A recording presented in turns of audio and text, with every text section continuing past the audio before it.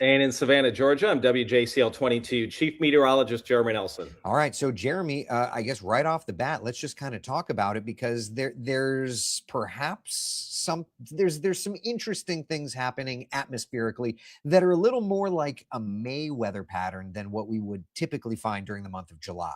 Yeah, at least we have something to talk about, right? Yeah. So let's start with this. Just kind of the setup that we have right now. That front is up to the north. It's been bringing my area some rounds of showers and thunderstorms. Not everyone's getting wet, but I think the biggest thing people are happy about it broke some very high heat that we had around Yeah. here. So today out my window, it's cloudy right now, but that front as it sags south may play a role in what we're about to talk about. Right, right. So that front, it's kind of generating, throwing off these little pieces of energy, right? And that's what's been bringing showers to your area, Jeremy. That's what's been changing my weather pattern around a little bit here. We've had clouds. If you look into the panhandle, there's a new big impulse of energy firing up. And over the next few days, what's interesting is that area there, and we'll look at it just kind of on the satellite picture now, but that area kind of dips to the south. And as it does, and this is an overly simplified graphic, but essentially it gives us this area in the Gulf to watch, an area of interest, nothing significant to develop. And I would say that this is not something that the Hurricane Center has highlighted as something to watch, but it for us is an area, again, an area of interest and nothing more. Yeah, probably just a lowering of pressures. You can get lower pressure, a trough out there without being tropical in nature. But what it's going to do then is enhance some rain totals, whether it's at Northeast Gulf Coast, Florida, across the Southeast. But what we'll watch is at least a few models from time to time have been trying to get some sort of weak low in the Right. Northeast Gulf. Now, does it do anything? At this point, it looks very unlikely. National Hurricane Center, as you mentioned, so far has nothing highlighted down Right. there. But what it could do is start to boost some rain chances, maybe late this weekend or early next week. Right. And so when we kind of just think about this, the overall idea is that the computer models have backed off on any kind of development with it.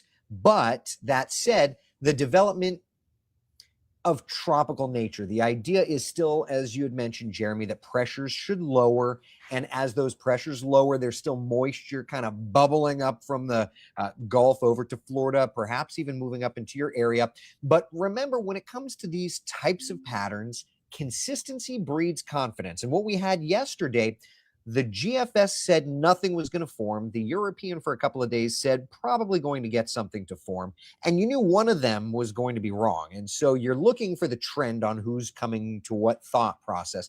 And so last night to today, we started seeing the GFS being consistent and the European backing off. And so to that point, Jeremy, the thought process is all right, with that, the probability of development has probably come down a little.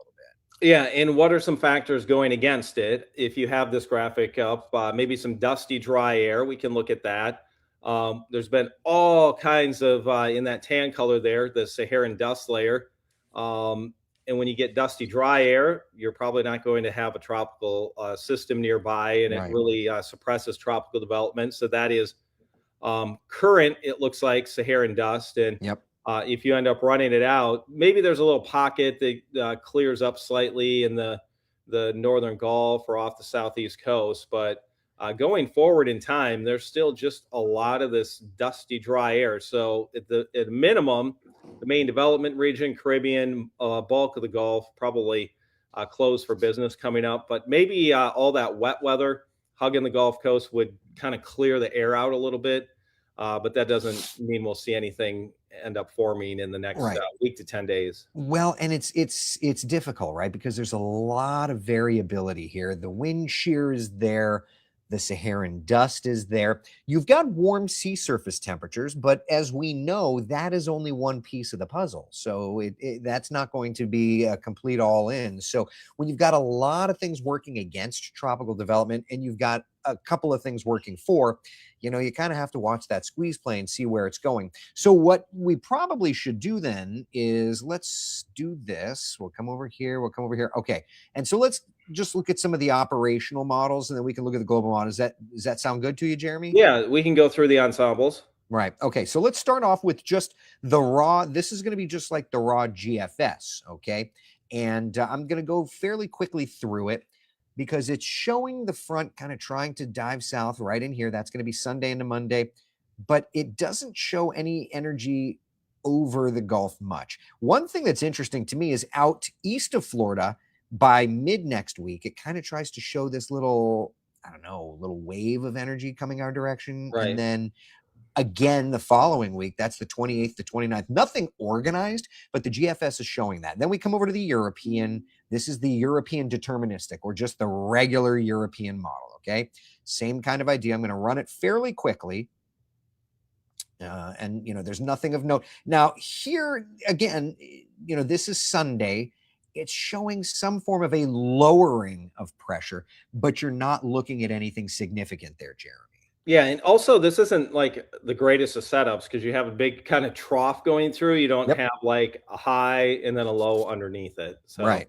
Yeah, it's uh, not ventilating itself atmospherically. yeah, you'd really have to sort of thread the needle to get something going tropics wise. But if you have any of the ensembles now, we Oh, yeah. looked at just some of the operational runs there, and we'll see what the latest and greatest is with those. Right. They've had some of these little lows showing up, and as the air goes through, you might see a couple pop in. Right. So this is the GFS ensemble, not really showing anything there.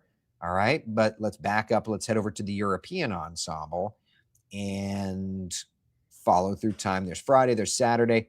There's a couple of members here. It's not like it was yesterday, though. Yesterday, we had a bunch of different members trying to do their thing. That's not the case today. So I think, it's something to look at for sure. How far does that go out? This is as far as the 6E goes. So that's 144 hours out. If I go back a run, that's 150 hours out. And it's kind of the same thing on the 0Z. If I go back 2 runs, that's the 18Z. All right. Doesn't go out very far. I just wanted to see if you had anything that was like northeast of the Bahamas, because you mentioned the GFS was trying to put some sort of low in there. Yeah. There's still some hints of things, but nothing significant there, right? Now, that said, though, let's re-rack this. Let's look at the Euro AI. That's been a little different. It's going to come in a little different, right? So notice the Euro AI is still actually kind of I don't want to say bonkers, but it's definitely showing compared to the others, right? Compared to the others. Right. It's compared to the others showing a lot more favorability. That's the 6Z run.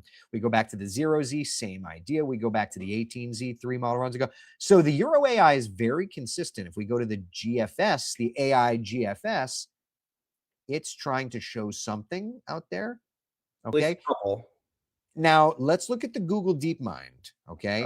This one has gone a little bit back and forth in what you're about to show. I think I found like a couple little ensemble members that wanted a low there in the Northeast Gulf, but nothing.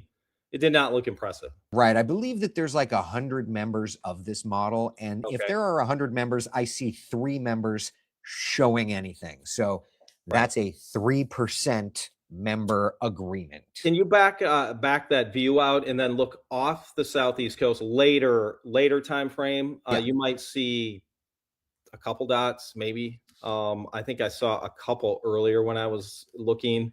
So there's out near like Bermuda. Looks like is there a few dots, or it's hard for me to see that? Yeah. There's a couple of dots out by Bermuda. This is Thursday, July 23rd. Yep. Okay. So I think one majored that's down by like the Bahamas and Cuba around the 26th. Oh, that must be like cousin of the GFS that snuck in there or something. Yeah. So what are you getting at there? And then we can discuss that then. Okay, so I think what we're showing here is maybe a time frame late weekend, early next week. That's with if there's anything in the Northern Gulf. Right. And then maybe mid to late next week, if there's something farther off the Southeast coast. And at this point, it really none of the ensembles, if they have something, run it towards the coast. It's more off from the Southeast coast. So I think those are the 2 time frames to watch right now. But I guess it's more active than it has been. Yes.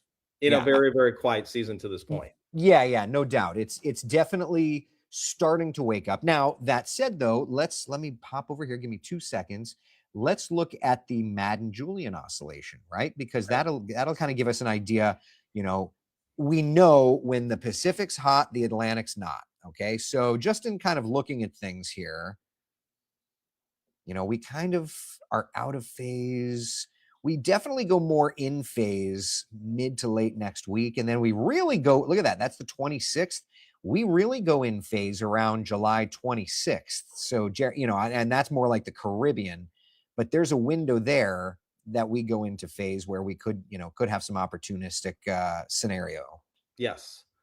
Okay. So yeah, I think as a whole here, looking at ensembles, looking at the MJO, looking at some of the methods we follow, you add sort of all of those up. If maybe in the next 3 weeks we're going to see something, we've kind of pinpointed those couple spots that have an area that we'll be monitoring a little closer than Right. what we have here recently. So Right. nothing that really jumps out at us, but just a couple areas that I wouldn't be shocked though if at some point in the next week we see something highlighted from the National Hurricane Center.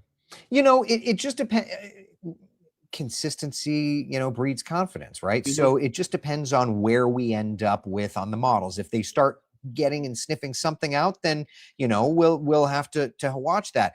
Either way, next name on the list is Bertha. Whenever that decides it wants to do its thing, we're not obviously in a rush for that sort of thing, but Right.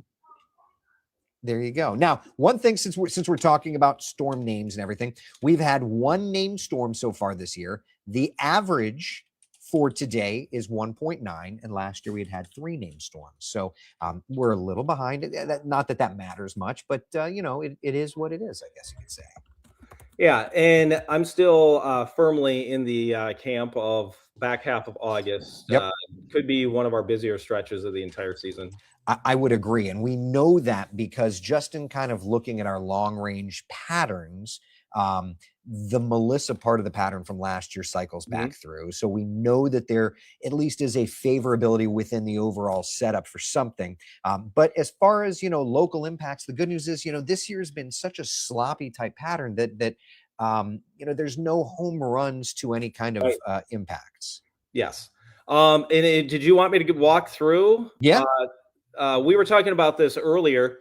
We're coming up on a part of the pattern that, like I said, we look at all kinds of different things. Of course, we look at models, ensembles. We're watching the Saharan dust out there, which is a big variable that we don't really know too far in advance that that's going to occur. Obviously, we have some models that show those particulates floating around. But we were looking at sort of back parts of the pattern, maybe what's ahead. Right. As Eric mentioned, one of the sort of bigger parts of the pattern, back half of August. But how does this tie into what we're talking about right now with maybe a past cycle? Right. So, all right. So I'm just going to pop it up, Jeremy, and I'm going to let you kind of take it. Do you have the surface of this? If that's what you want, I can dial that up. Sure. Let's do that first, and then we can go through that. So we're going back to December the 1st. Okay. Yep. So that's what you got. You've got December the 1st up. Yep. Okay. Oh, wait, no, that's January the 1st. Okay. Stand by. So let's go December the 1st. So what we're looking at here, we have our cycling weather pattern here. And that's what we really kind of get laser focused on in October, November, when we're starting up here looking at what may happen for the following hurricane season. And then we follow it through winter. And March 1st, roughly around there, we issue our Atlantic hurricane season forecast, which again for this year was below average for our metrics for named storms, hurricanes, major hurricanes, and also for the ACE score. Okay, so that's December the 1st? Yes, sir. Okay, so also we've talked about this. We have a very long cycle duration this year, which is kind of a headache and a half, but oh gosh, yeah, that's something else. So what we're looking at here, we did not get to see this part of the pattern in a true within the hurricane season. Right. Within a recycle in the season. If you back up, it would have been into September. Correct. So this was the first time that we saw it. And just right off the bat, we've got like this front over the peninsula of Florida and an area of low pressure out in the Gulf, maybe a little trough off east of Florida.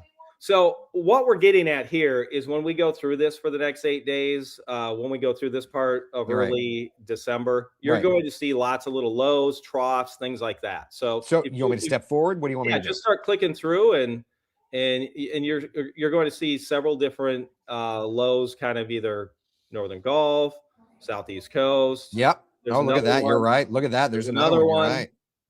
And then yeah, just keep going all the way through the eighth. And the eighth is where right there, where I'm like, okay, maybe we get some sort of lower pressure coming up here Look late at weekend, that. early next week, You're and then right. You're right. another one later on next week off the southeast coast. All right. So you want me to keep going past the 8th then? You can go one more day, but I think it kind of all tugs Yep. out, and then it's gone. So yeah. So the 8th is definitely something there. but Yeah. as Eric said earlier, when we were studying the pattern, there was no like signature or home run that we No. saw within this. So it's just kind of a mess of lows.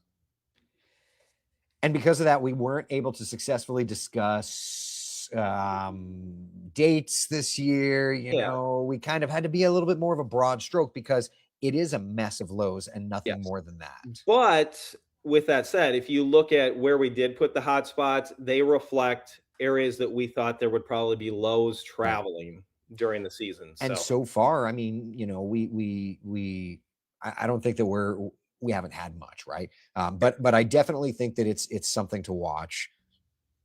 yes. It's a messy season. I think that's the bottom line. This is Yeah. this is going to be a And sloppy what we season. just went through here, the first 8 days. Now, if you fast forward 3 cycles, that's what's coming up. And Right. that's roughly in that 72, 78 day range that we've been Yeah. at. Yeah. Very interesting. All right. Does anybody have any questions about anything at all? It's fascinating to me, you know, Yeah. when we start looking at all of And this. of course, we did not necessarily, we've talked about Melissa part of the pattern Right. and things around that quite a bit, but we did not highlight that specifically because that stayed away from the US and turned off to the north and east. So, Right. if anything does form like that in the back half of August or even just a tropical storm, hopefully it does take that route and stays far away. Right. Either way, though, we've got this old front. This is a very May type of the weather pattern as opposed to a mid-July. I mean, it's kind of interesting, isn't it? Yes. Very El Nino. Yeah. And yeah, maybe if we get into another Tuesday coming up where there's absolutely nothing, we can talk more El Nino and kind of what's ahead. And Right, because that's something, you know, I've seen a lot of people on social media discussing, you know, the historic El Nino, and the reference has been to hurricane season, but there's a whole other thing that I think people are missing, which is what happens after hurricane season with El Nino. You and I are going to be a couple of busy boys, I think. I think, yeah, winter into spring next year, it could be busy. I think this past Sunday we had a tornado warning in my viewing area, and it was the first we've had in I think months, like probably at least 2.5, 3+ months. I mean, we've not had, it's been the same for us as well, you know. So yeah, all right. I'm not going to complain about that. No, but we also know what this winter is going to probably bring. So, yes. Yeah. All right. I think that's all we've got. We've got some stuff doing in the studio, so I'm gonna have to run anyway. All right. All right. Hey, listen, everybody, thank you for hanging out for Tracking the Tropics from 6-7 Central Florida day. I'm meteorologist Eric Burris. And in Savannah, Georgia, I'm WJCL 22 Chief Meteorologist Jeremy Nelson. See y'all later.